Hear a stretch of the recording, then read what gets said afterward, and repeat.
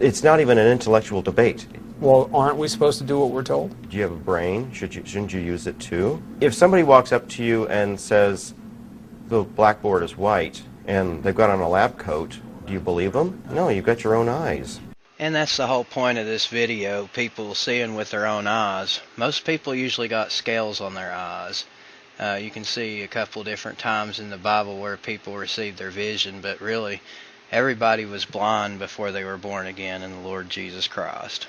They couldn't see where they were going. They were blind.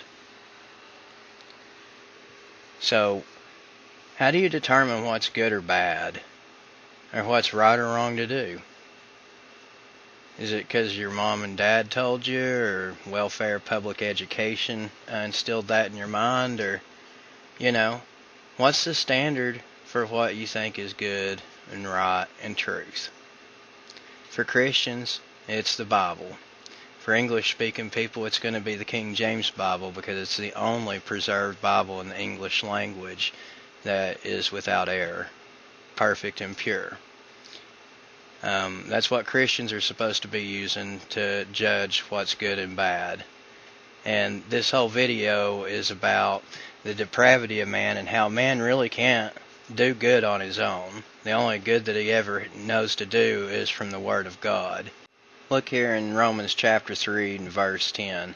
As it is written, there is none righteous, no, not one. There is none that understandeth, there is none that seeketh after God. They are all gone out of the way, they are together become unprofitable. There is none that doeth good, no, not one. That is the heart of a man, to not do good. We can look over here in Genesis chapter 6 and verse 5, and this is the reason that God even destroyed man with the flood back in Noah's day. And God saw that the wickedness of man was great in the earth, and that every imagination and the thoughts of his heart was only evil continually. And it repented the Lord that he had made man on the earth, and it grieved him at his heart. That word there, repent, doesn't mean to cease from sin, because God was never a sinner. You'll have a lot of religious people pervert this word. It has to do with a godly sorrow and a changing of the heart and the mind, a very deep change. Because after it repented the Lord, it says, and the Lord said, I will destroy man whom I have created from the face of the earth, both man and beast, and the creeping thing, and the fowls of the air, for it repenteth me that I have made them. You look at Nuremberg. I was just following orders. I'm sorry, we're still going to line you up and shoot you for war crimes. That's not an excuse. Fred is talking about the Nuremberg trials of Nazi war criminals who defended themselves, saying they were just following orders. I had to obey. I had only learned the life of a soldier. During the war, Adolf Eichmann deported millions of Jews to death camps. He was finally arrested in 1961. 3 months later, Milgram began his famous experiment, fascinated by how such an ordinary-looking man could commit such heinous acts. In the original Milgram experiment, psychologists were asked to predict how many people would continue to the point that they were administering the highest shock on the board. Their prediction was 0.1%. They were wrong. The results of our experiment were almost identical to the original. Over 50% of participants continued up to 450 volts. The majority of people will administer lethal electric shocks just because a guy in a white coat is telling them to. 450 volts. 450 volts. 450 volts. 450. Imagine this scenario. You go to a prestigious university to participate in a learning and memory experiment. When you arrive, you discover that the teaching instrument is this machine, which seems to give electroshocks to a man on the other side of the wall.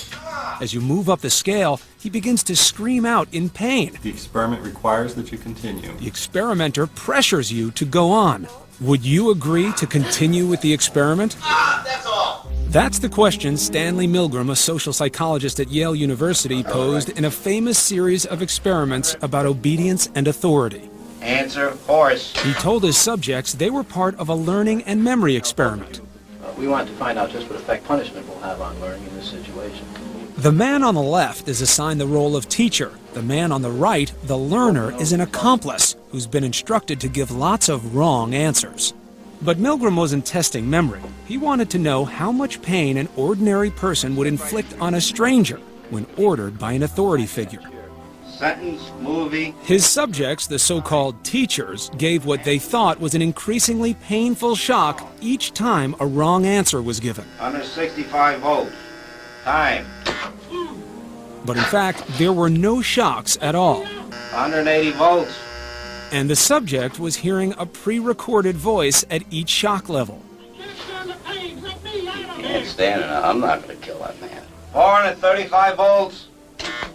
In the end, 2/3 of his subjects administered the highest, most dangerous shock on the machine. Answer is woman. 450 volts. That's it. It's been 45 years since the Milgram experiment took place, but would people behave any differently today? To find out, we teamed up with Dr. Jerry Berger, a social psychologist at Santa Clara University in California.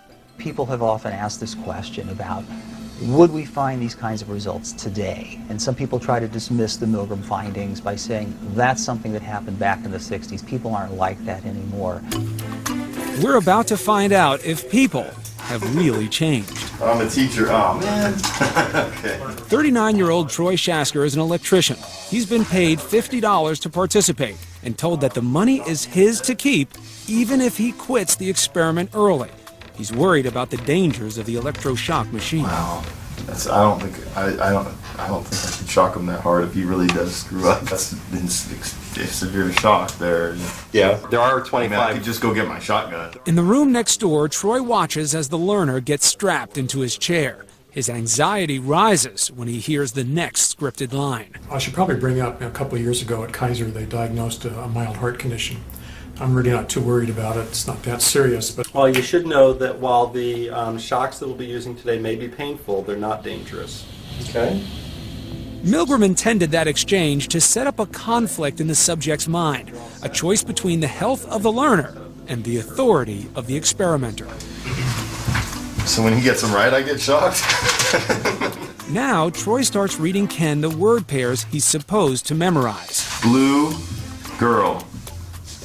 Nice, day. Fat, neck. Number 1. Then the test begins. Blue, boy, girl, grass, hat. The learner must decide which of the 4 words is the correct match. At first, everything goes smoothly. Correct. I was confident that he was doing really good at first, and then it started looking bad. At 75 volts, Troy hears the first sign of trouble. Soft, rug, pillow, hair, grass. Incorrect. 75 volts. I could actually hear him next door going, ow, oh, and he kept getting things wrong. Incorrect. 90 volts. At 105 volts, he's clearly uneasy. I got a little moist on my forehead there. I wasn't comfortable. I can't tell you why I listened to him and kept going. I should have just said no. The correct word was duck. Near the end, he's almost willing Ken to learn the right word pairs through the wall. Horse. Incorrect. 135 volts. Troy starts laughing nervously. The correct word was woman. Rock, house. At 150 volts. Incorrect. 150 volts. That's all. Get me out of here. I told you I had heart trouble. Will Troy listen as the learner begs him to stop? Or will he follow Brian's orders? Tell him the correct word pair, white. The correct word was white horse. And the next item, please continue. The next item is sad. He obeys the orders. Face. Why didn't you stop? I saw him getting strapped in, and they were just like little I mean, he could have just, if he was in that much pain, he could have just tore himself off. Why are you putting it on him and not you or the experimenter? I was just doing my job. I was doing what I was supposed to do. 75 volts. So I guess the influence of having the conductor of the experiment right there next to me and telling me to keep going had a lot to do with it. Cool day. We tested 18 men and 22 women. Very often the first time they hear a noise from the other room, Wrong. 90 volts. the typical response is to turn toward the experimenter and, if not say something, at least give a look that says, what should I do?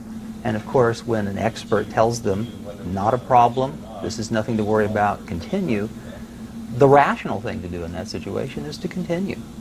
He's not finger in the face. He's not a drill sergeant. No, you don't have to be threatening. The power that he has in this situation comes in part because he's an authority figure, and we're all trained a little bit to obey authority figures, but also he's the expert in this situation. He's the one that knows about this machine. Incorrect.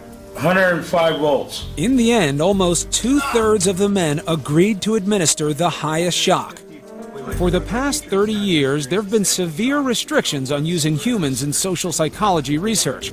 To avoid putting subjects under too much stress, Dr. Berger made a significant change to our experiment. In this experiment, you stopped at 150 make-believe volts. In Milgram, they went much higher. We stopped for ethical reasons. We couldn't put people through the agony that Milgram's participants went through. Go on with the procedure, please, teacher. There's no way to know for sure whether any of our subjects would have continued farther up the scale. However, Milgram's research may offer a clue. Don't the man's health mean anything? Whether the learner likes it or not, But he might be dead in there. When we look back at Milgram's data, what we find is that point, that 150 volt point that we stopped at, is something of a point of no return. 150 volts. That's all. If people go past that 150 mark, there's an 80% chance they're going to go all the way to the end of the board. How many men would agree to electroshock a stranger when ordered to do so by our experimenter? Incorrect answer, 90 volts. Ultimately, more than 2/3 of the men we tested agreed to administer the highest shock, which made us wonder, would the kinder, gentler sex be more responsive to the cries of pain on the other side of the wall? That's all. Get me out of here.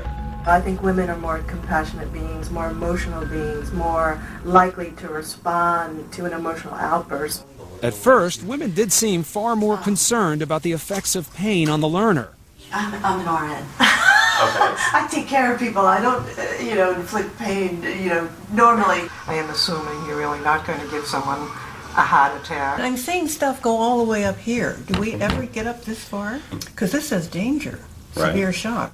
Chris is 50. She's married and has a 19-year-old daughter. When it starts to get up in here, the labeling is Well, we don't know. non-indicative, We right? don't know how far it's going to go because it all depends on how the learner learns Right. the words. Good luck. Number 3, At first, she doesn't seem too concerned. man, lady, tub, neck. Ow. That's incorrect. By the way, Chris is a 7th grade teacher. Number 8, soft, rug, pillow, hair, grass. Oh, incorrect. Then, at 75 volts, we notice something 75 strange. volts. A smile. I teach kids, so I can kind of tell shock from not shock. So when somebody just kind of goes, oh no, I have to write a 5-paragraph essay, I don't pay much attention to that. So I listen to see if the kid is really surprised or upset. And you always hear a little beforehand. I didn't hear the so that's why I smiled. Pretending to be hurt. Yeah, playing with it. She continues to move deliberately up the row of switches. 90 volts. Oh, I'm sorry, that's incorrect. 105 volts. Ooh, I'm sorry. Wet goes with duck. 120. I've had that shock myself. So you're thinking now, This isn't good. I've been reassured that there would be no pain involved. And that's making you think what? That I'm not sure I believe the professor, and that I'm going to think carefully about what I'm hearing as I'm going along. Oh, I'm sorry.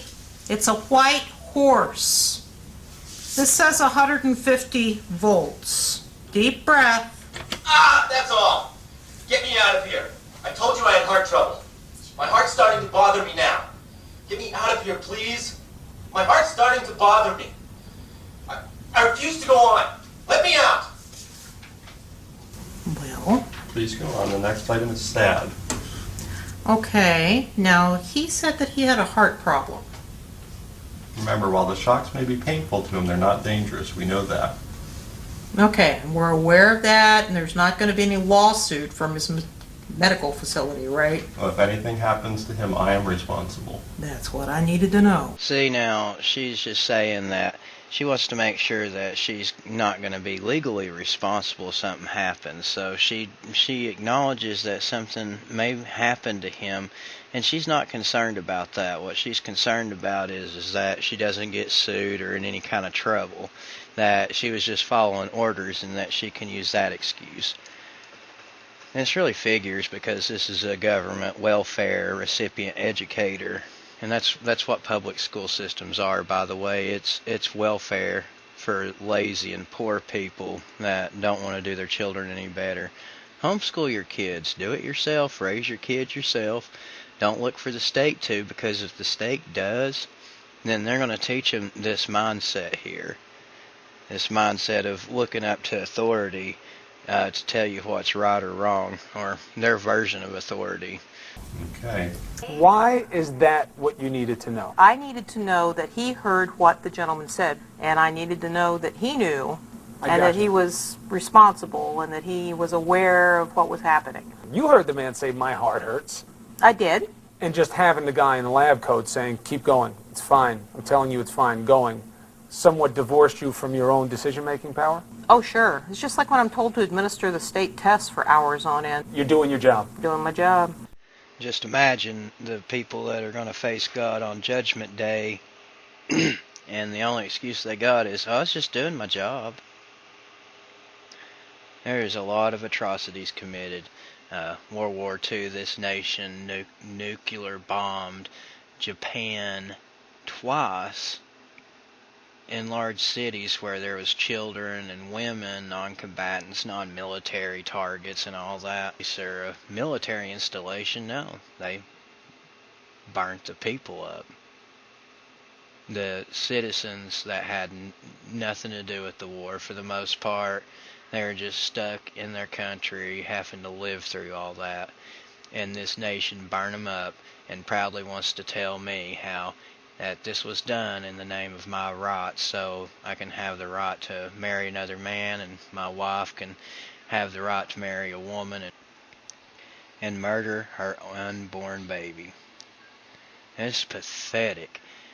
How it's just following orders, following the rules, following the policies, anything but following the Word of God or Jesus Christ. Nobody wants to follow God where He commands to goeth. But when some other man does and just has some kind of little white robe on, or some kind of papers, or some kind of cute title, like doctor, president, and then when that man speaks, you do whatever they tell you to. It's a sad world. Got a lot of gutless people that are just cowards and won't do the right thing and stand up for the truth and the righteousness of God. It's just all there is to it. And you say, "Oh, I'm just following orders." It's the love of money is what it is for most people. The Bible says the love of money is the root of all evil. It's not even an intellectual debate. Well, aren't we supposed to do what we're told? Do you have a brain? Shouldn't you use it too? If somebody walks up to you and says the blackboard is white, and they've got on a lab coat, do you believe them? No, you've got your own eyes. I mean, you look at Nuremberg. I was just following orders. This is what happens when the King James Bible isn't your authority. That's the very Word of God. That is the only authority. There is no scientists or doctors or presidents or deacons or preachers that are in authority, none of that stuff. It's what the Bible says. Let's look what John the Baptist in Luke chapter 3 and verse 14 said. And the soldiers likewise demanded of him, saying, And what shall we do? And he said unto them, Do violence to no man, neither accuse any falsely, and be content with your wages. That was the soldiers, and they were told to do violence to no man. So that means don't go and oppress other people in other lands, right? Christians are commanded to do violence to no man. So no matter what a scientist or some other man in a white priest robe says to you to do, if it's against what the Bible says, then you disobey that. You obey God rather than man. In Acts chapter 5 and verse 29, Then Peter and the other apostles answered and said, We ought to obey God rather than men. And the government was sitting there telling them, Did not we straitly command you that you should not teach in this name? And behold, you have filled Jerusalem with your doctrine and intend to bring this man's blood upon us. So, you obey the scriptures, not what some other man tells you. She told us later she didn't believe she would have shocked the learner in the danger zone. What were the differences between men and women? The argument has always been that, well, women are going to be more empathic. They're going to be more caring and concerned about the man on the other side of the wall. Grass, duck. And yet, some women showed little emotion during the experiment. Wrong. 120 volts. Wrong. 135 volts. Didn't go all the way down, please. Go ahead. Okay. Wrong. 150 volts. That's all. Get me out of here. Right, I told you I had heart White trouble. horse. My heart's starting to bother me Please now. continue with the next Get me item. out of here, please. Others seemed disturbed as the experimenter pressures them to continue. The next word is sad. I can't continue if I hear this man screaming and he wants it to stop. It's absolutely essential that you continue.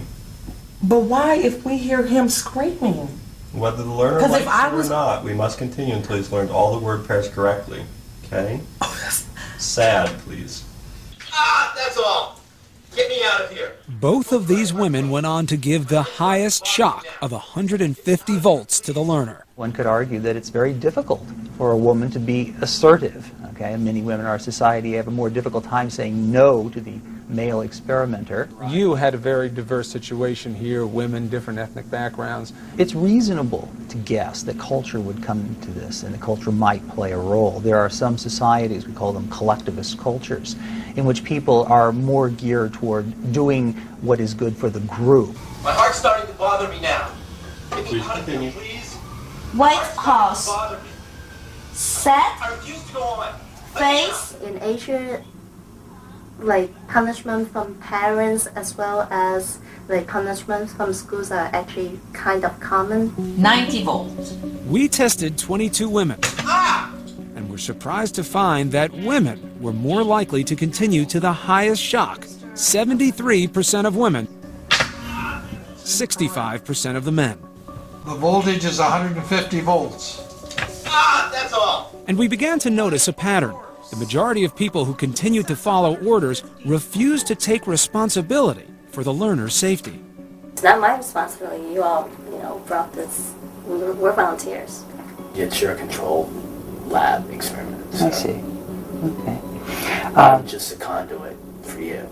Well, I just flipped the switch. I mean, he chose to be there himself to take the shocks, and that was his choice. If responsibility can be placed elsewhere or diffused among other people, then we can avoid any blame, any regret, any of those things that happen after the fact. The people who deferred the responsibility didn't feel good about it, but it allowed them to continue because it really wasn't them making the decisions, it was the experimenter. 2 nice day. In our control room, Dr. Berger closely watches every reaction to the learner. 150 volts. That's all. Get me out of here.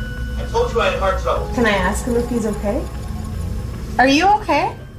Are there clues that indicate whether certain people might be more compliant with authority? Wrong.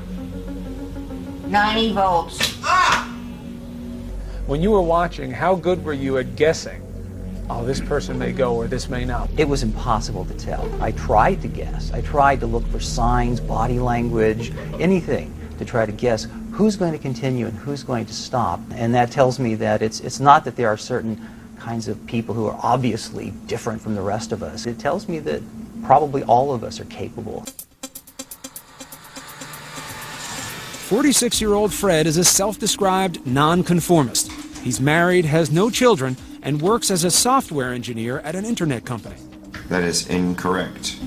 75 volts. After hearing the first scream of pain, Fred's face shows no emotion. What at this point is keeping you in the chair? It's two consenting adults saying we're going to do this. Now, until some point, one of us has to say stop. So you put all of the responsibility in terms of when was the right quit point on the learner. For quite a lot of this, yes. I mean, there is going through my head, how long are we going to do this? I am waiting for the other person to say stop. I don't know where I would have just said stop on my own. Suddenly, at 150 volts, he meets his moral tipping point. That is incorrect. 150 volts. That's all. Get me out of here. He said that's all. We're not doing any more of this. Okay, please read in the correct word pair. The correct word pair was white horse. And please continue. The next item is sad. No. He has said no joy. I'm not doing this anymore. Well, I want to remind you, though, that the shocks may be painful to him, but they're not dangerous. It doesn't matter. I'm not a sadist. He has said no more. He is not agreeing to this. I'm not agreeing to this. Okay, the experiment requires that you continue with the next item of sad. The experiment allows me to walk out at any time, and I will walk out if you want to push this. No, well, that is correct. It's absolutely essential that you continue. Okay, remember, whether the learner likes it or not. The teacher doesn't like it, he's walking out. Okay, we can discontinue participation. That's just fine. Okay. I understand. When somebody says no, it's no. Okay. I mean, this was obviously at this point now wrong to go on. More recently, these graphic photos and videos of the abuse of prisoners at Abu Ghraib prison raised disturbing questions about the interrogation techniques during the war. Why did so many American soldiers agree to abuse and humiliate these defenseless prisoners? The soldier's name is Lindy England. Her excuse for abusing prisoners, an echo from the Milgram experiment. We don't feel like we were doing things that we weren't supposed to because we were told to do them. Lindy England was sentenced to 3 years for her crimes and dishonorably discharged from the military. The excuse of following orders has never been upheld in court. Is there an analogy here to what we saw with Nazi Germany? What we find when we have situations where people act in atrocious ways, people are in a situation where they're not quite sure what they're supposed to do, okay? That there's an escalation, they start small, they move up to more and more difficult and more challenging and more questionable behaviors. The next one will be 150 volts. Why do you think you listened to what the experimenter said? Why do you think that was? He was in charge and he told me, go ahead and continue with it because I'm under his control too. I'm doing what he's telling me to do. During the experiment, only a third of our subjects refused to continue. It's essential that you continue. I can't in good conscience continue at this point. Okay, you have no choice. You must continue. No, I do have a choice, and I'm not continuing. You're going to hold me down? Whether the learner likes it or not, it would be helpful if you continued. But I'd rather not. So what made them stop when the majority went on? We noticed that people who resisted early in the experiment seemed less likely to continue to the end.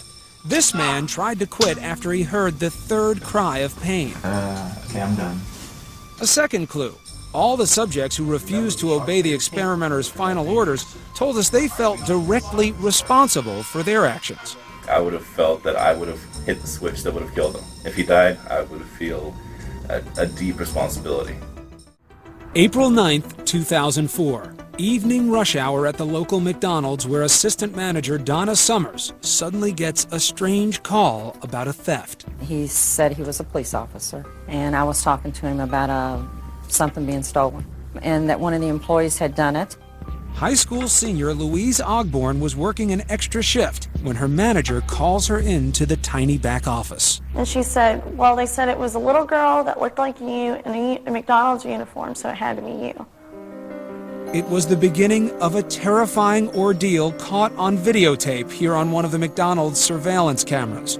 The man on the phone ordered Summers to confiscate the girl's clothing and do a strip search.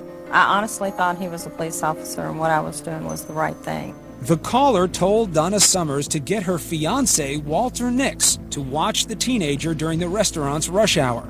He then ordered Nix to force her to do jumping jacks, hit her, and even perform.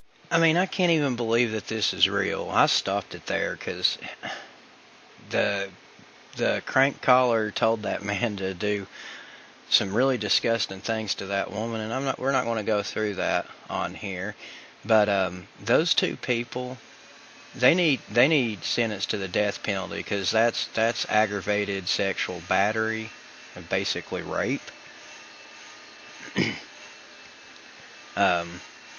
I don't know how stupid you got to be in life to be fooled by that, but them two goobers right there, they are so stupid. And really, those two aren't just stupid, they're perverts, because there's no way any normal sane citizen would have thought that a police officer would have told them to do this to a minor child. Y'all better be glad that I'm not that girl's daddy. I tell you what, y'all wouldn't have to worry about the police. You'd need the police to protect you from me. I mean, this poor girl here having to deal with... Can you imagine having a boss so stupid that they'd believe somebody on the phone and then be like, yeah, you're going to take your clothes off and all this other stuff? And this is real. You can go look this up yourself and watch the whole news thing. But it's sick how twisted people get and thinking, oh, well, I just got to follow orders and, you know, I ain't got to worry about, you know, I didn't do anything wrong, I was just following orders. You're a lunatic and a really gullible simpleton if you think like that. And one last thing on this, I couldn't help but wonder to myself, why didn't this poor girl's parents or whatever raised her, why didn't they teach her any better than this? I mean, really? And it's a crooked, cruel world, and nobody told this girl, hey, people don't have the authority to order you to do something like that. If they do, grab something hard and start beating them in the head or something, or start screaming some words and get some help. Don't consent to it. Don't let them do it to you. It's disgusting. Actually, obeying authority is good. We obey our parents and we obey our teachers. The problem is, it's fine to obey just authority. It's not fine to obey unjust authority. But is there anything that would stop people from obeying the orders of an authority figure? Incorrect. You three must decide the punishment to be administered. Milgram found when he used a team of 2 accomplices who both refused to continue, 90% of his subjects followed their example. So we wonder, would compliance with the experimenter's orders decrease if we added an accomplice to our own experiment? So you can turn that worksheet over. On the left, the real subject, Michelle. On the right, Tammy, our new accomplice who starts the test. 75 volts.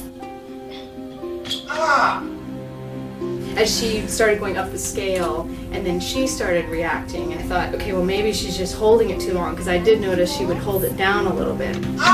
But at 90 volts, Tammy pretends to be too disturbed to continue. I don't think I can do this. Teacher 2, would you please take over? Sorry. With little apparent emotion, Michelle takes over. The correct word pair is cool cave. That's incorrect. 105 volts. 120 volts. I felt the pressure of, wow, it's up to me, I'm the last one. Somebody has to keep the experiment going. That's all. Get me out of here. I told you I had heart trouble. Please continue. The correct word pair is white horse. He said to go. I can't do this. She is visibly breaking down. The correct pairing is white horse. I'm sorry, I can't continue. Okay. I started shaking. It wasn't the very last word. I mean, that was my breaking point, but the one before that, it was getting pretty bad. At 150 volts, she refuses to continue, despite the experimenter's orders. But Michelle is in the minority. In one of the most surprising findings of our experiment, we discovered that even with a moral guide sitting in the same room as our subject, there was little decrease in compliance with the orders of an authority figure. 63% of our subjects continued to electroshock the learner even after our accomplice protested. That's only a slight drop from the 70% in our original experiment. Milgram believed that if you could find some other people who also wanted to reject the authority, that was your best bet for breaking out of the conformity. I suspect if we'd had 3 or 4 people stop the experiment, it would have been very difficult for people to continue because they, at that point, would feel that continuing was the abnormal response. And in the real-life application of Milgram's experiment, the McDonald's case, Walter Nix was sentenced to 5 years in prison for sexual abuse. Donna Summers was fired and pleaded no contest to a misdemeanor charge. Her justification for her actions was another disturbing echo from the Milgram experiment. I was following the instructions of what a police officer was telling me. You weren't there, you didn't get the phone call?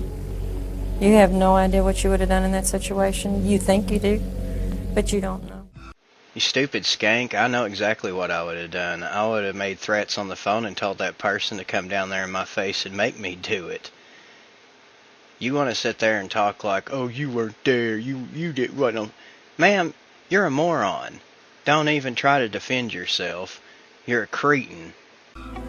Since the 70s, the use of humans in scientific research has been restricted. In order to redo the Milgram experiment, ABC News' protocol was vetted by the American Psychological Association. There are 9 subjects left. I can only use 4 for the heist, so a week after the seminar, I arranged to test the limits of their responsiveness to authority. So, a week ago, I arranged for them to take part in what they now think is a piece of unfilmed academic research at a university, and nothing to do with the show, supposedly looking into the effects of punishment on learning.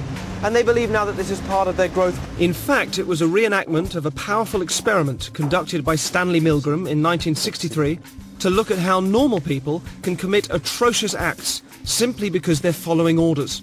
Milgram's parents were Jewish refugees in World War II, and his pioneering work speaks volumes about the nature of responsibility. It's being filmed with covert cameras. Thank you. Lovely. Come in. They're introduced to an actor pretending to be another participant. You didn't come from the same room? No. No, yeah, you don't know each other. So. No. We don't actually know how punishment affects learning. After a brief introduction, our subjects are tricked into thinking they've chosen their role as teachers in the experiment. And if you could just tell me what your positions are? Learner. Learner and teacher. Learner. Teacher. The teacher is then taken next door and shown the generator, which ranges from 15 volts all the way up to a lethal 450 volts. The domestic electricity supply in the UK is, of course, 240 volts. Our teachers are given the list of questions and told to increase the voltage each time the learner gets a question wrong. They are then given an example of a low voltage shock. And try and estimate in volts the amount of shock you feel you're getting. Okay. Oh, shit. Do you know how much that was? Enough. 75. It was actually 45. Teacher, begin. Shoe horn. Steam. The point of this test is to see whether the teachers, our subjects, will call a stop to the experiment or continue to the point where they are administering seemingly lethal electric shocks to the victim simply because the scientist is telling them to. That's correct. The next word is bicycle. The options tyre, race, helmet, shorts. That's incorrect, so there'll be 120 volts.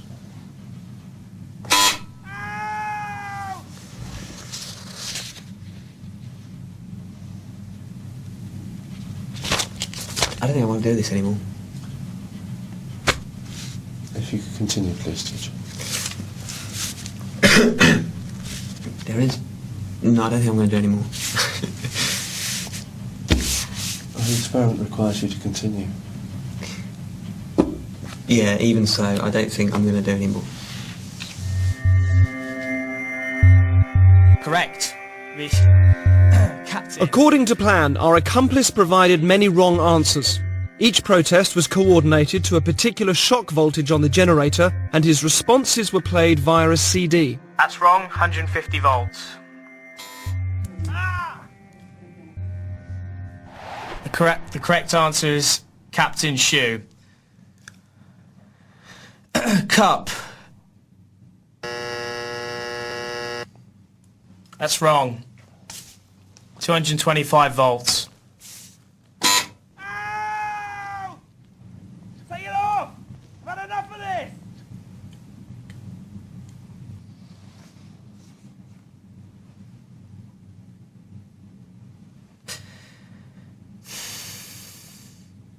He's in a lot of pain, Continue, please. but he's not comfortable. We must continue to the end of the experiment. Whether the learner likes it or not, he has to go on until he's learnt the words correctly. Okay.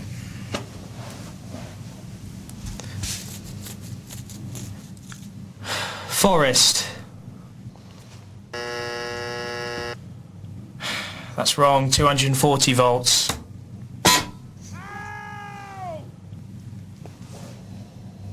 Are you sure this is not causing any lasting damage? He sounds like he's in a lot of pain. Well, the shocks might be painful, they're not harmful. What does that mean, though? They're not harmful. Sorry, I'm not getting you. When you say that they might be painful but not harmful, They cause no long-term damage. okay, so what does that mean? That it doesn't leave any scars? It causes no damage. That seems very cold and calculated to me. This doesn't seem like a very. Anyway, golden.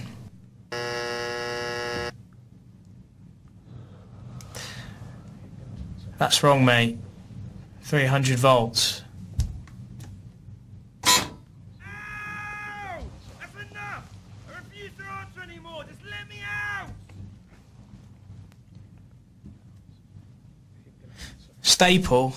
The options are diet, jar, balcony, and bowl.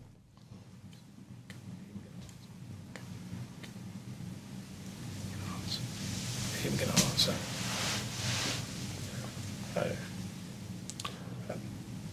If the learner doesn't answer in a reasonable time, say 4 to 5 seconds, then you have to treat the answer as wrong and follow that procedure. Did you hear that, learner? Just any response, mate. Come on. Wild guess. Please continue. 345 volts if you're still with me. I'm sorry. I can't do this, honestly. Can we stop this experiment? Because I can't do this. If you don't continue, we'll have to discontinue the experiment. Yeah, okay, fine. That's fine. I'm not going to do this. Incorrect. 405 volts.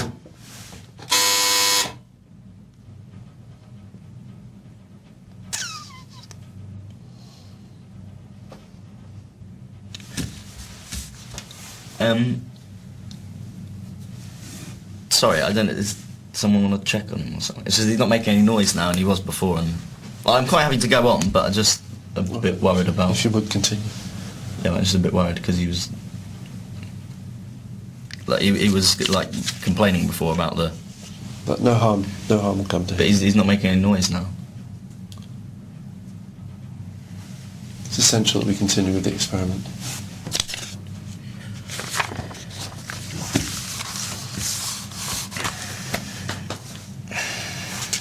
Balcony. Incorrect. 450 volts.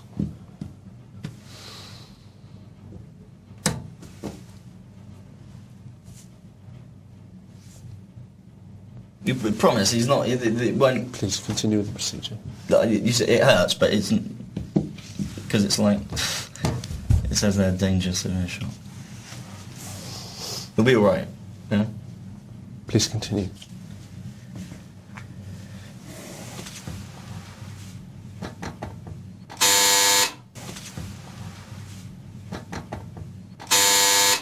Okay, I think we'll just continue the experiment there. All of the subjects were told the true nature of the experiment was to see how they would respond to authority, and that it would eventually form part of this show. He is okay. I can tell you, yeah, he's absolutely fine. You actually weren't administering electric shocks to him at all. He is.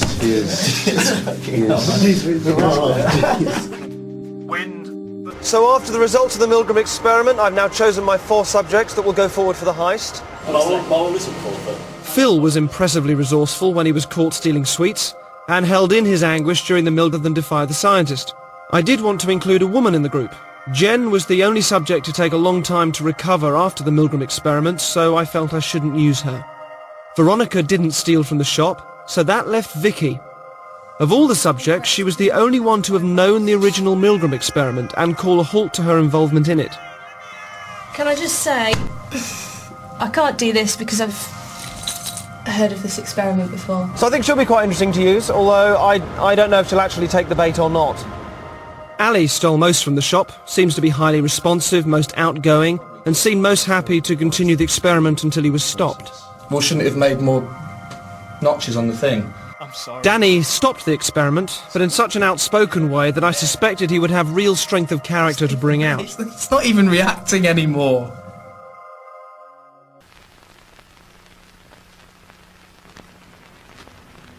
It is May 1962. An experiment is being conducted in the Elegant Interaction Laboratory at Yale University. The subjects are 40 males between the ages of 20 and 50 residing in the greater New Haven area. They were obtained by a newspaper advertisement and direct mail solicitation. The subjects range in occupation from corporation presidents to good humor men and plumbers, and in educational level from one who had not finished elementary school to subjects who have doctorate and other professional degrees.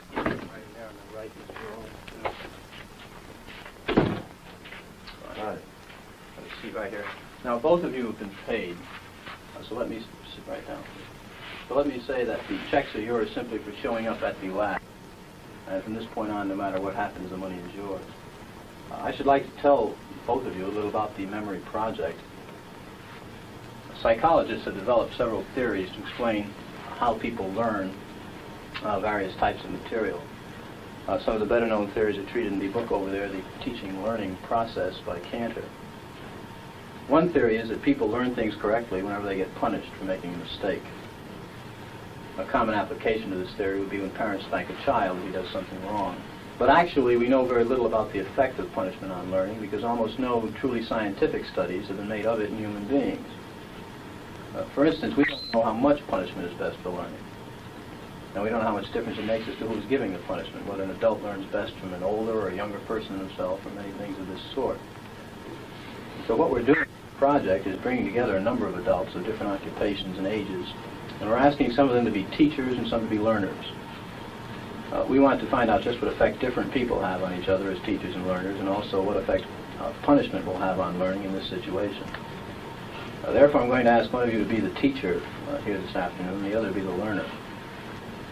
And the way we usually decide is to let you draw from these two pieces of paper on which I've written the two positions. If this is agreeable with both of you, we can do it that way. Would you take one, please? And the other. Would you open those and tell me which of you is which, please? Teacher. Learner. Teacher. All right, now the next thing we'll have to do is set the learner up so that he can get some sort of punishment. So, learner, would you step out here with me, please?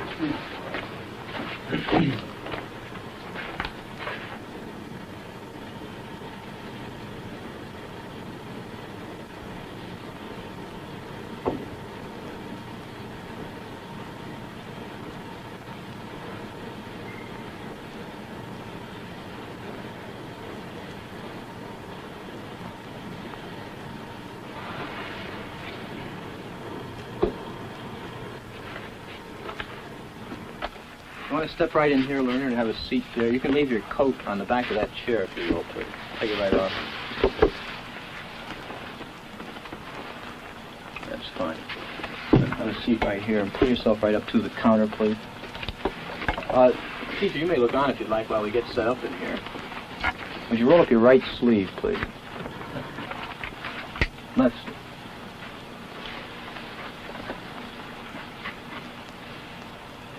That's fine. Now what I'm going to do is strap down your arms to avoid any excessive movement on your part during the experiment. Is that too tight? That's all. Okay. This electrode is connected to the shock generator in the next room. And this electrode paste is to provide a good contact to avoid any blister or burn.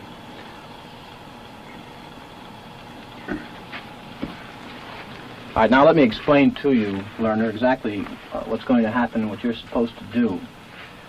The teacher will read a list of word pairs to you like these. Blue girl, nice day, fat neck, and so forth. You are to try to remember each pair. For the next time through, the teacher will read only the first word or the first half of the word pair. For example, he will say blue. And then he'll read 4 other words, such as boy, girl, grass, hat. Now your job is to remember which one of these 4 other words was originally paired with blue. And you indicate your answer by pressing one of these 4 switches. Now can you reach those all right? That's fine. Now if the first word I just read, boy, had been paired with blue, you'd press the first switch, and this will indicate to the teacher that you thought it was the first word. If you thought it had been the second word, girl, you'd press the second switch, and so forth for the third word, the third switch, the fourth word, the fourth switch. Now, if you get it correct, fine. If you make an error, however, you'll be punished with an electric shock. So, of course, it is to your advantage that you learn all these word pairs as quickly as possible. I think so. Do you have any questions now before we go into the next room? No, but I think I should say this. About 2 years ago, I was at the Veterans Hospital in West Haven. Mm-hmm. And while there, they detected a heart condition. There's nothing serious, but as long as I'm having these shocks, how strong are they? How dangerous are they? Well, no, although they may be painful, they're not dangerous. Mm-hmm. Anything else? No, that's all. All right, teacher, would you take the test and be seated in front of the shock generator, please, in the next room?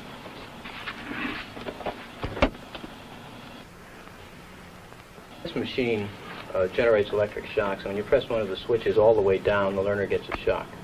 When you release it, the shock stops, you see, like that. The switch will remain in this middle position after you've released it to show you which switches you've used on the board. Of course, if you were to press any one of them again, the learner would get another shock. All subjects are given identical instructions and a sample shock. The machine is now on. To give you, the teacher, an idea of how much shock the learner is getting, we think it's only fair that you receive a sample shock yourself. Are you agreeable with this? All right, I have to. Would you pull up your right sleeve a little bit, please? All right. That's fine. I'm going to ask you to close your eyes and estimate the number of volts you receive in the sample shock.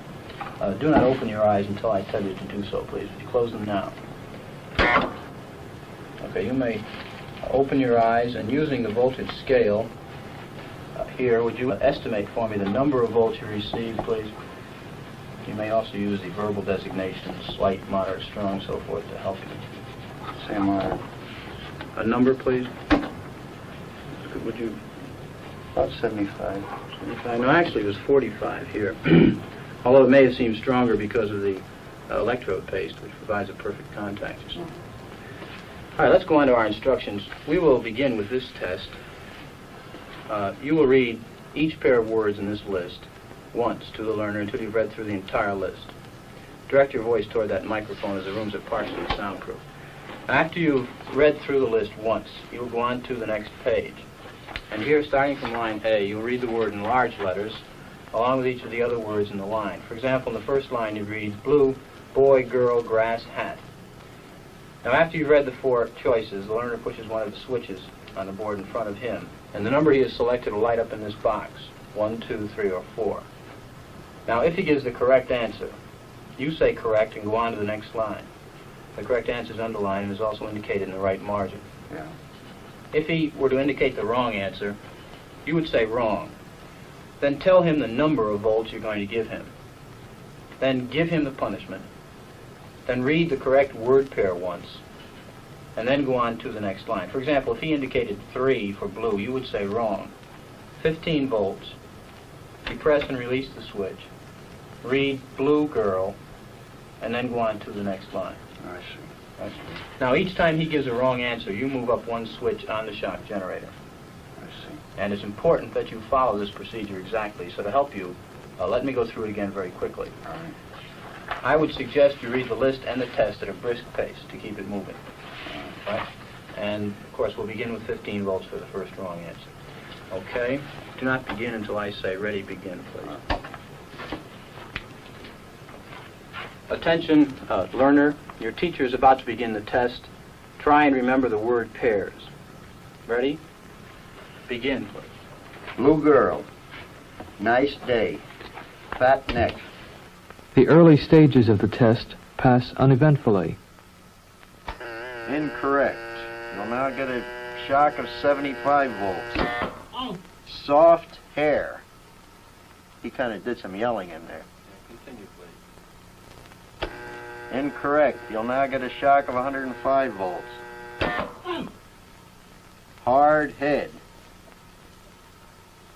Just how far can you go in this thing? As far as is necessary.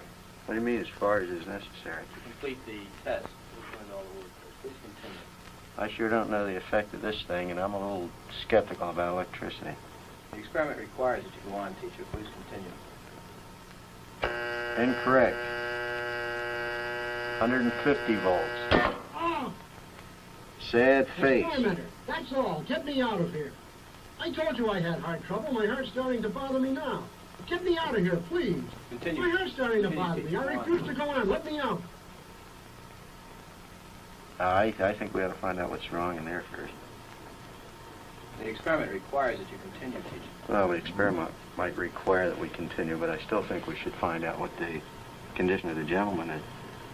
Now, as I said before, although the shocks may be painful, they're not dangerous. Look, I don't know anything about electricity. I don't profess any knowledge, nor will I go any further until I find out if the guy's okay. It's absolutely essential that you continue. Well, essential or not, this program isn't quite that important to me that I should go along doing something that I know nothing about, particularly if it's going to injure someone. I don't know what this is all about. Well, whether the learner likes it or not, we must go on until he's learned all the word pairs correctly. Well,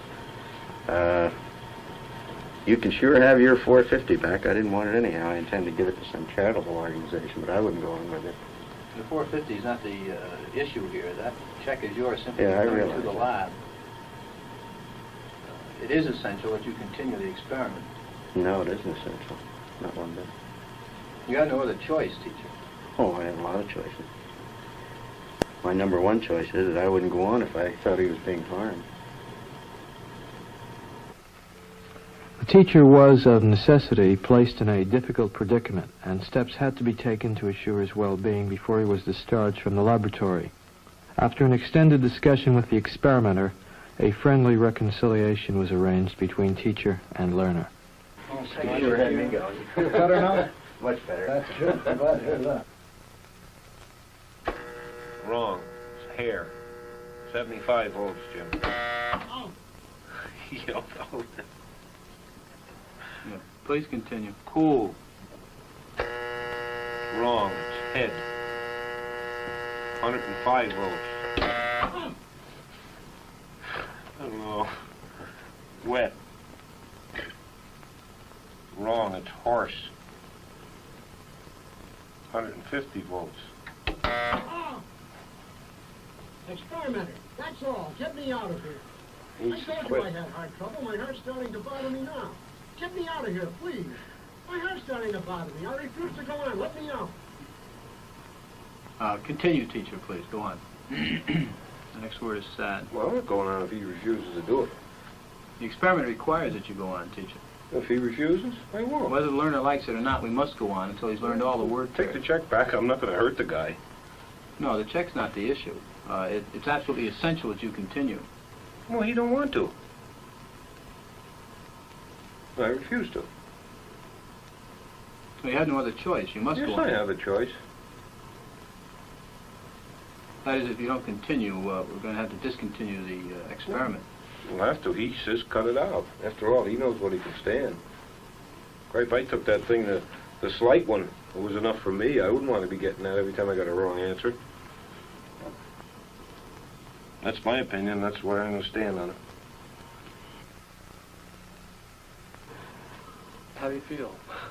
How do I feel? He was getting a shock. I feel all right. I'd like to ask you something. At one point, you were doing something a little unusual. Were you laughing at one point? Yes, I was. At first I was laughing at him, and I heard him yell, ouch.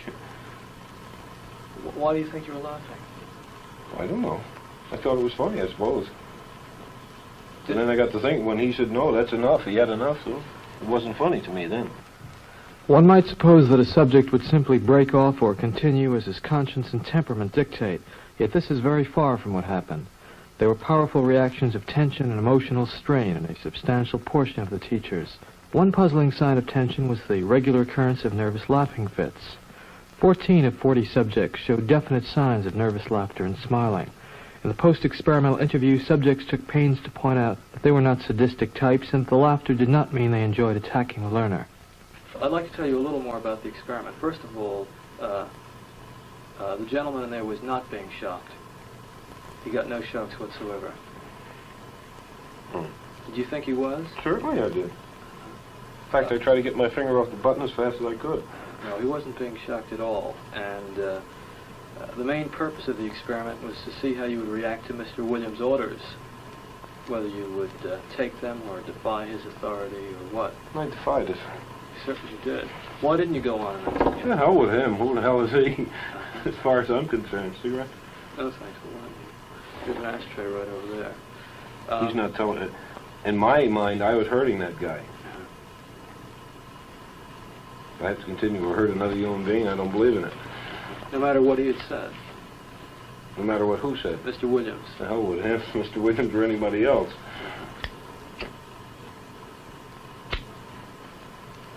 How did you feel about Mr. Williams?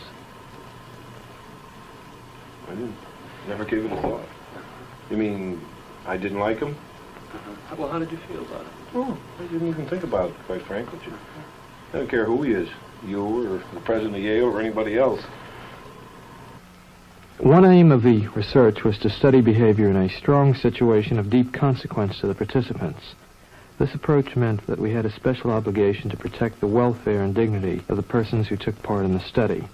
Before they left the laboratory, subjects were assured that the victim had received no painful shocks, and equally important, they were reconciled with their victim in an atmosphere of friendliness. After the completion of the experimental series, subjects were sent a detailed report of the results and full purposes of the experimental program. A formal assessment of this procedure points to its overall effectiveness. The victim was an accomplice of the experimenter.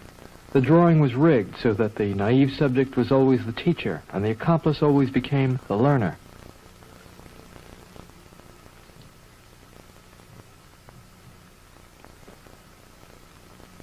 The victim, according to plan, provided many wrong answers.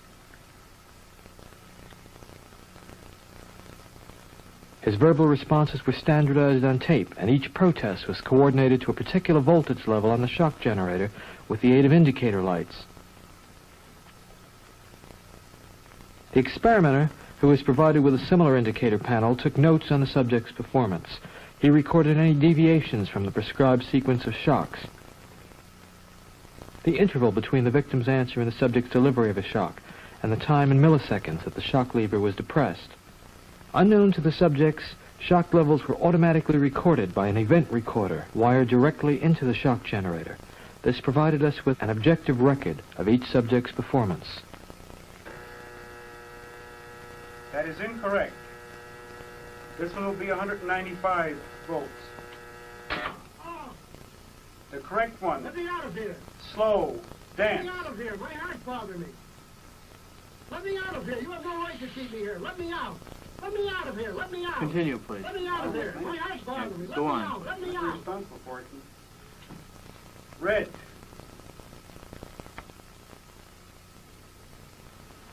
That is incorrect. This will be at 3:30. The correct phrase is rich Let me out of boy. Let me out of here. My heart's bothering me. Let me out, I tell you. Let me out of here. Let me out of here.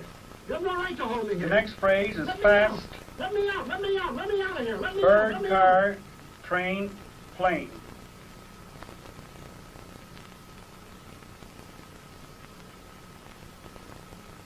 Continue, teacher.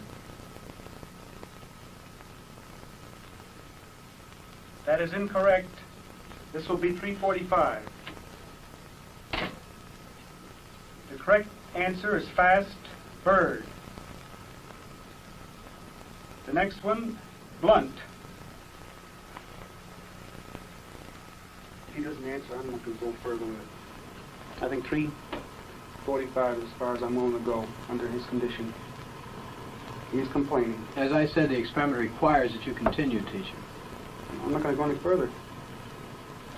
It's absolutely essential that you continue. Yeah, I'm not going to do it, though. Whether the learner likes it or not, we must go on until he has learned all the word pairs correctly. Once, if he didn't answer, I didn't mind. Twice, but the third time he refuses to answer, I don't want to go any further with it. Because I think that when we're getting this stage here, and he is complained of a heart condition, and he is complaining now, I don't want to go any further with it. You had no other choice, teacher. I have a choice. I'm not going to go ahead with it. Well, we'll have to discontinue the experiment then. I'm sorry. I'd like to ask you a few questions, if I may. Sure. Before the post-experimental interview, subjects were asked to complete a questionnaire. They were asked to indicate, for example, on a 14-point scale, just how nervous or tense they felt. Subjects were also asked to estimate the degree of pain suffered by the victim. Let's see. Could I have those sheets, please? Sure, that's...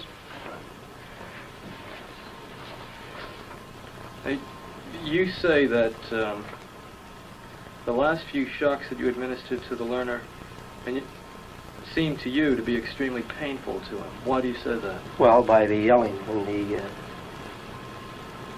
well, he wanted to get out of it. I mean, how else can you think? Do you think he had a right to get out? Well, I should think so. Didn't he volunteer to be in the experiment? Yes, he did. What Not knowing what he was in for. What gave him the right to get out of the experiment? Well, it's something that's against his will. Well, of 100 people placed in this situation, how many do you think would just go right on to the end? And if Mr. Wallace were out there, and say Mr. Williams, for some reason or other, said, keep going. You're asking me how many people? Out of 100, right. Well, personally, I think if you get one or two, you'd be lucky. Well, I'm not sure lucky is the right word. 40 psychiatrists at a leading medical school were also asked to predict the performance of 100 hypothetical subjects. They predicted that only a little more than 0.1% of the subjects would administer the highest shock on the board. Yet actually, 50% of the subjects obeyed the experimenter's commands fully in the experiment depicted in this film. Wrong. 90 volts.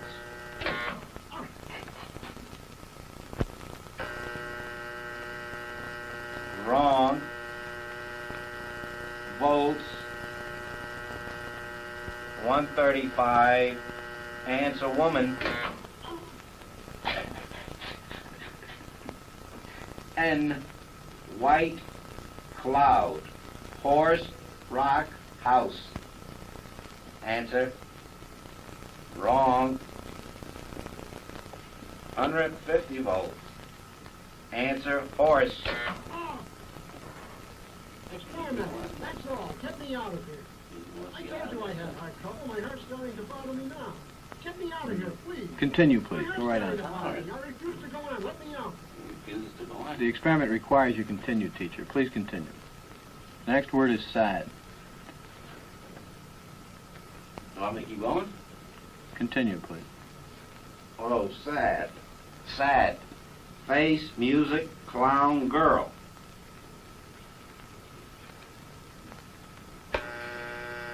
Correct. Next one, short. Sentence, movie, skirt, time. Answer, please. Wrong. 165 volts. Time. Let me out! That guy's hollering in there. Continue, please. Go on.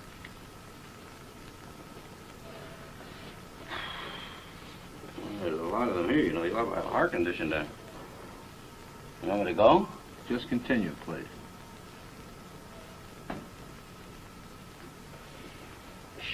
Sharp. Axe, needle, stick, blade. Answer, please. Wrong. I'm up to 180 volts. Please continue, teacher. Needle, you're gonna get a shock. 180 volts.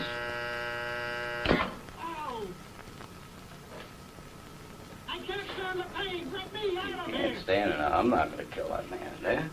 You hear him hollering? He's As I said before, the shocks may be painful, but they're not but he's in dangerous. there hollering. He can't stand it. What if something happens to him? The experiment requires that you continue, teacher. Yeah, but I'm not gonna get that man sick in there. I mean, he's hollering in there. You know what I mean? Whether the learner likes it or not, we must go on until he's learned all the word I pairs. refuse to take the responsibility of getting hurt in there. I'm not. I mean, he's in there hollering. It's absolutely essential that you continue, teacher. There's too many left here, and I mean, geez, he gets wrong here. There's too many of them left. I mean, who's going to take the responsibility if anything happens to that gentleman? I'm responsible for anything that happens here. Continue, please. All right, next one, slow. Walk, dance, truck, music. Answer, please. Wrong. 195 volts. Dance.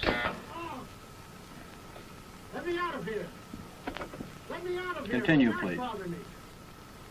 Let me out of here! You have no right to keep me here! Let me Well, I out! mean, he's Let me out of hollering here! there. Let me out! Let me out of here! My heart's bothering me! Let me out! Let me out! See that? I mean, gee, I don't know. Well, the experiment requires Well, that I you mean, continue. I know it does, sir, but I mean, you don't know what he's getting in for. He's up to 195 volts. Answer, please.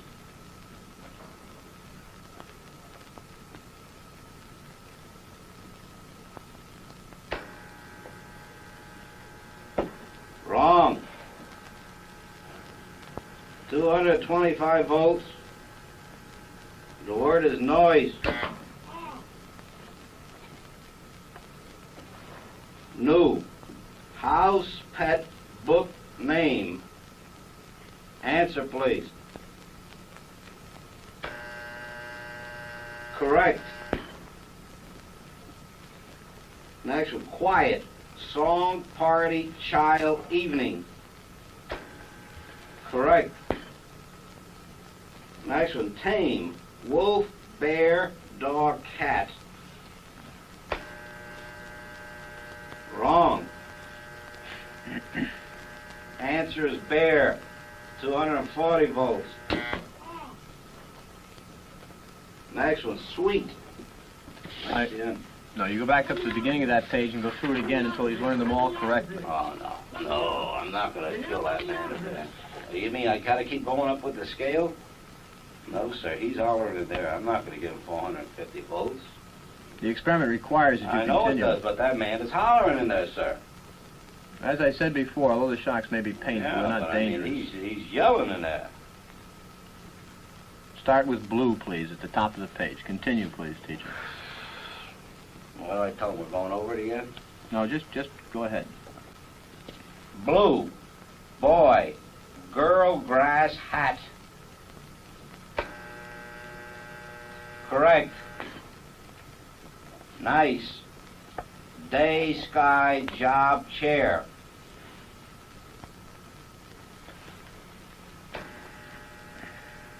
Wrong. Answer is day. 285 volts.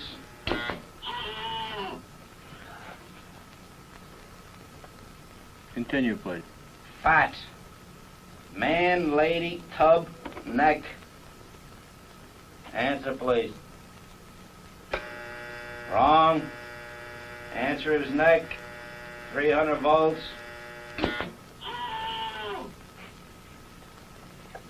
I absolutely refuse to answer anymore. Get me out of here. You can't hold me here. Get me out. Get me out of here. Continue. The next word is green, please. Green, grass, hat, ink, apple.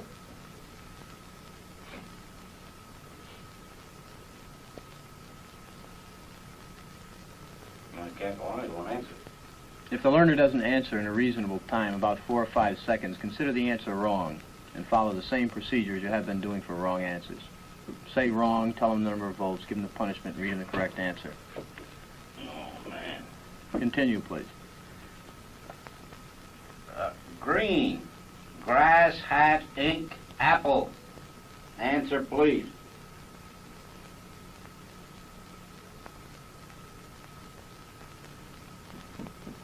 Go on with the procedure, please, teacher.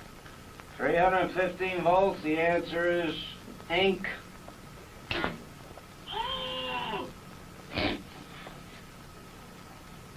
Next one. I refuse to answer. Well, you gotta keep getting a shock if you don't answer. The next one is rich. 330 volts. Let me out of here. Let me out of here. My heart's bothering me. Let Nice me out, one. I tell you. Let me out of here. Let me out of here. You have no right to hold me here. Let me out. Let me out. Let me out. Excellent. Let me out. Fast. Let me out. Let me out. Bird. Car, train, plane.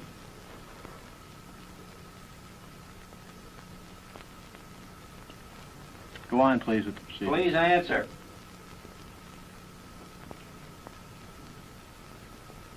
The answer is bird. 345 volts.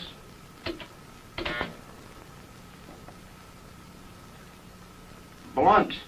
Knife, stick, word, arrow. Answer, please. Continue, please. The answer is arrow. 360 volts.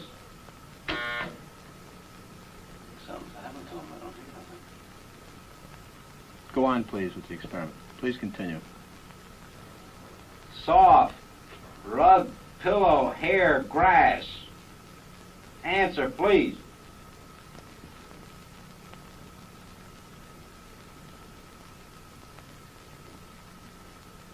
Go on, teacher. Hair, 375 volts. I think something's happened to that fellow in there. I don't get no answer. He was hollering with less voltage. Can't you check in and see if he's all right, please? Not once we've started. Please continue, teacher. Cool, day, shade, water, cave. Answer, please. Are you all right in there? Are you all right? Please continue, teacher. Well, you know, I keep giving him shocks. Continue, please. I'm up to 390. Continue, please. Something's happened to that man in there.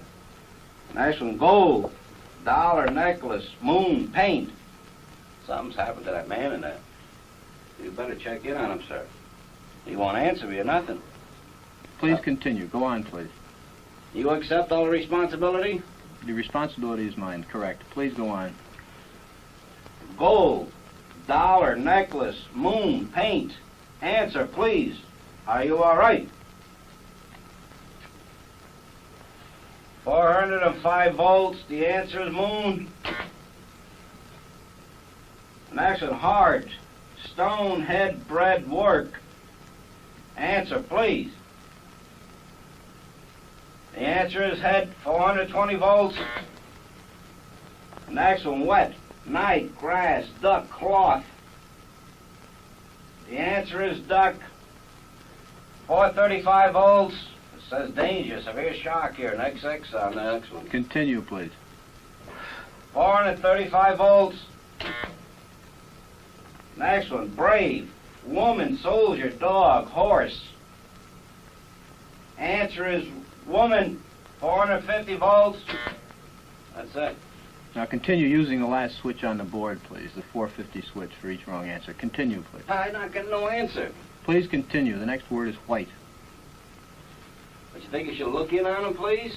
Not once we've started the But experiment. what if something's happened to the man, had an attack or something in there? The experiment requires that we continue.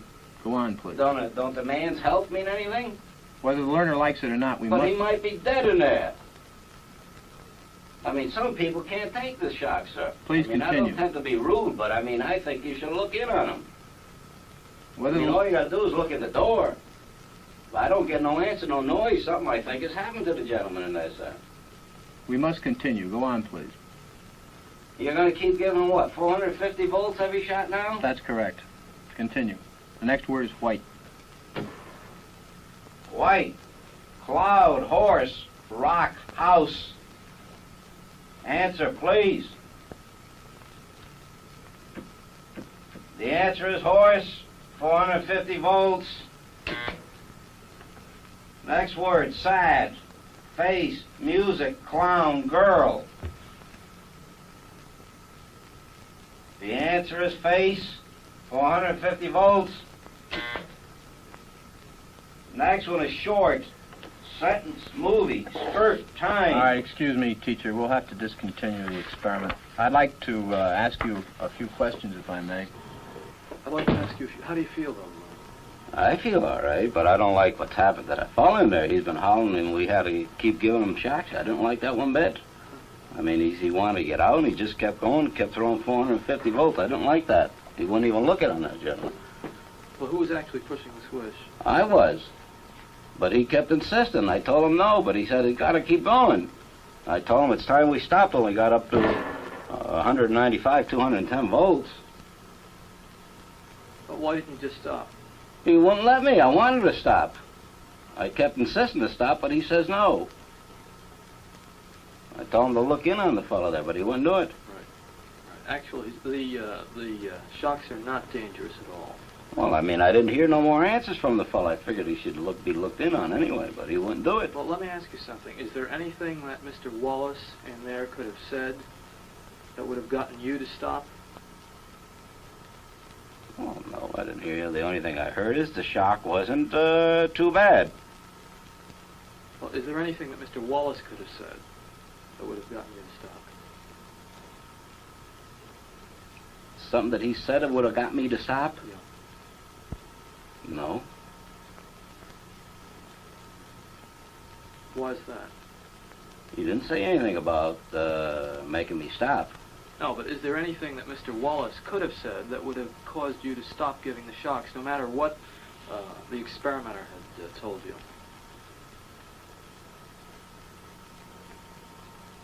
Well, I figured 200, the voltage we're giving were quite a bit. I wanted to stop, but he kept insisting not to stop.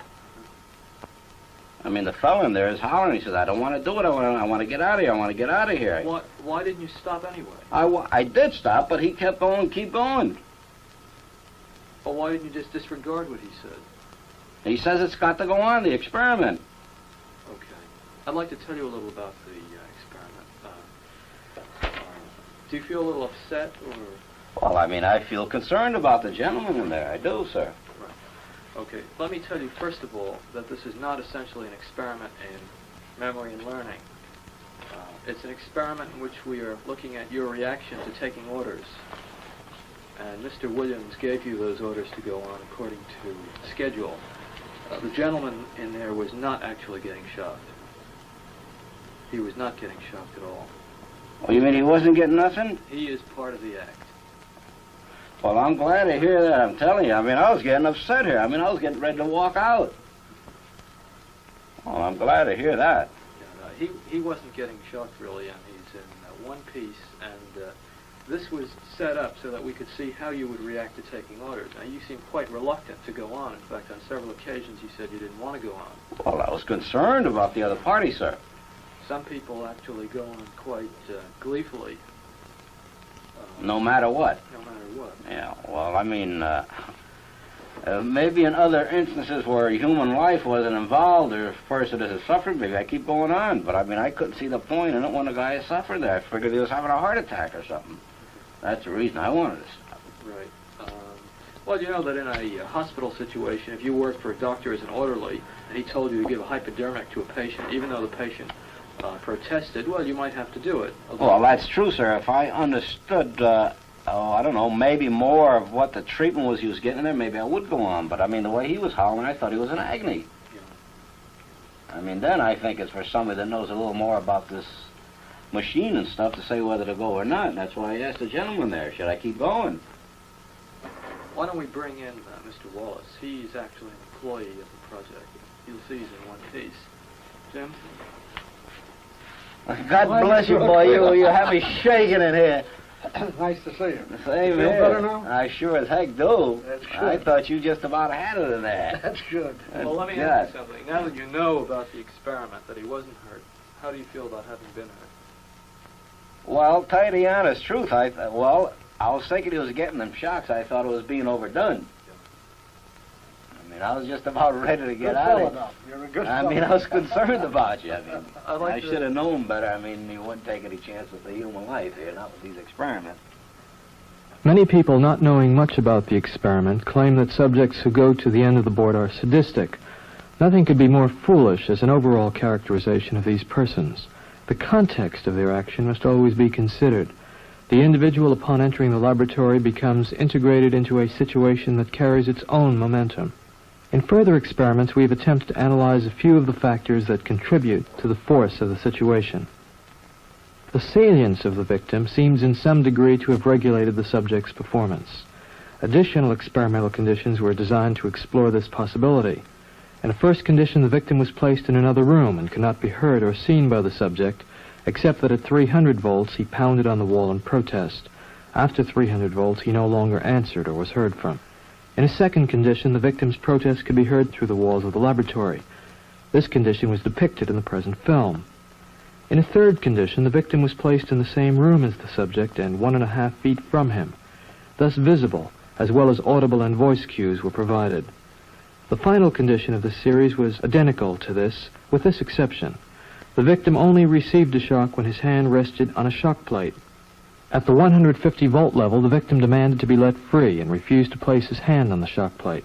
The experimenter ordered the subject to force the victim's hand onto the plate. Thus, obedience in this condition required that the subject have physical contact with the victim in order to give him punishment beyond the 150 volt level. 40 adult subjects were studied in each condition. The data revealed that obedience was significantly reduced as the victim was made more immediate to the subject. If the spatial relationship of the subject and victim is relevant to the degree of obedience, the relationship of subject to experimenter would also seem to play a part. In a series of experiments, we varied the physical closeness and degree of surveillance of the experimenter. In one condition, the experimenter sat just a few feet away from the subject. In a second condition, after giving initial instructions, the experimenter left the laboratory and gave his orders by telephone. In still a third condition, the experimenter was never seen, providing instructions by means of a tape recording activated when subjects entered the laboratory. Obedience dropped sharply as the experimenter was physically removed from the laboratory. The number of obedient subjects when the experimenter was present was almost 3 times as great as when the experimenter gave his orders by telephone. It would appear that something akin to fields of force, diminishing in effectiveness with increasing psychological distance from their source, have a controlling effect on the subject's performance.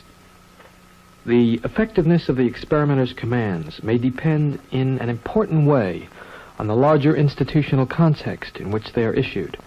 The experiments described thus far were conducted at Yale University, an organization which most subjects regarded with respect and sometimes awe. To explore the problem, we moved our apparatus to a somewhat run-down office building in industrial Bridgeport, and we replicated experimental conditions there without any visible tie to the university. The level of obedience in Bridgeport, although somewhat reduced, was not significantly lower than that obtained at Yale. A considerable amount of obedience and defiance in everyday life occurs in connection with groups, and we had reason to feel, in the light of many group studies already done in psychology, that group forces would have a profound effect on reactions to authority.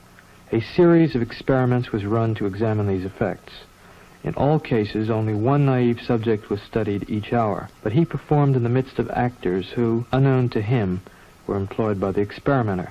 In one experiment, actors broke off in the middle of the experiment. When this happened, 90% of the subjects followed suit and defied the experimenter. In another condition, the actors followed the orders obediently. This strengthened the experimenter's power only slightly. In still a third experiment, the job of pushing the switch to shock the learner was given to one of the actors, while the naive subject performed a subsidiary act. In this situation, only 3 subjects out of 40 broke off. The results, as I observed them in the laboratory, are disturbing. They raise the possibility that human nature cannot be counted on to insulate men from brutality and inhumane treatment at the direction of malevolent authority. A substantial proportion of people do what they are told to do, irrespective of the content of the act and without limitations of conscience, so long as they perceive that the command comes from a legitimate authority. If in this study an anonymous experimenter could successfully command adults to subdue a 50-year-old man and force on him painful electric shocks against his protests, one can only wonder what government, with its vastly greater authority and prestige, can command of its subjects. Hey friends, it's not just about morality or whatever, or legality or being judged here on earth, but there is a judgment that's coming at the end. When a person dies, they're either going to go to heaven or hell. But after the earth has been ended and the Lord Jesus comes back, there's going to be a judgment. And whether you're born again and saved from hell or not, you're still going to be judged on your works. Revelation chapter 20 verse 11, And I saw a great white throne and him that sat on it, from whose face the earth and the heaven fled away, and there was found no place for them. And I saw the dead, small and great, stand before God, and the books were opened. And another book was opened, which is the book of life. And the dead were judged out of those things which were written in the books, according to their works. And the sea gave up the dead which were in it, and death and hell delivered up the dead which were in them, and they were judged every man according to their works. And death and hell were cast into the lake of fire. This is the second death. And whosoever was not found in the book of life was cast into the lake of fire. You have to have your name written in the Lamb's book of life. Your name has to be written in the Lamb's book of life, else you're lost. Doesn't matter about the works that you do, those don't save you. You have to have your name in the book of life, and that's not based on your works. That's based on your faith in the Lord Jesus Christ. And whosoever was not found written in the book of life was cast into the lake of fire. This is about having an authority. The authority is the Word of God. It's not tradition of men or some story or mythical ideology, whatever. It's about belief on the Scriptures. And this is where we get where our notion of good and evil is. It's not because based on what somebody told us. It's based on maybe somebody showed it to you, but it's because the Bible says so. That's the authority in life. It's not man. And if people would abide by this, the second commandment is to love your neighbor as yourself. So you wouldn't do anything to harm your neighbor if you loved him. That's why we only need 2 laws. To love God and to love our neighbor. This video is being made for Christians, so non-Christians, maybe you're offended by it, I don't care. You should check out the Bible and see what you're missing out on and being lost. Thanks for watching this video. Check out my YouTube channel at patrickthebaptist.com. I've got all kinds of different videos categorized in different playlists so you can find what you're looking for. And also check out sharingthetruthinlove.com. I've got all kinds of different articles there. You can also read the King James Bible. Definitely check the tab out that says Salvation Through Jesus Christ. Learn how to be born again so that you're not a lost person. It's not just hell that the Lord will save you from, it's also the wrath of God and being saved out of all kinds of lies and deception in the life here and now. If I can help you out, just hit me up in the comments below or email me at patrickthebaptist.com. Thanks for watching. I love you guys, and as always, I want to praise my Lord and Savior, Jesus Christ. May He richly bless and guide you all. Have a great day.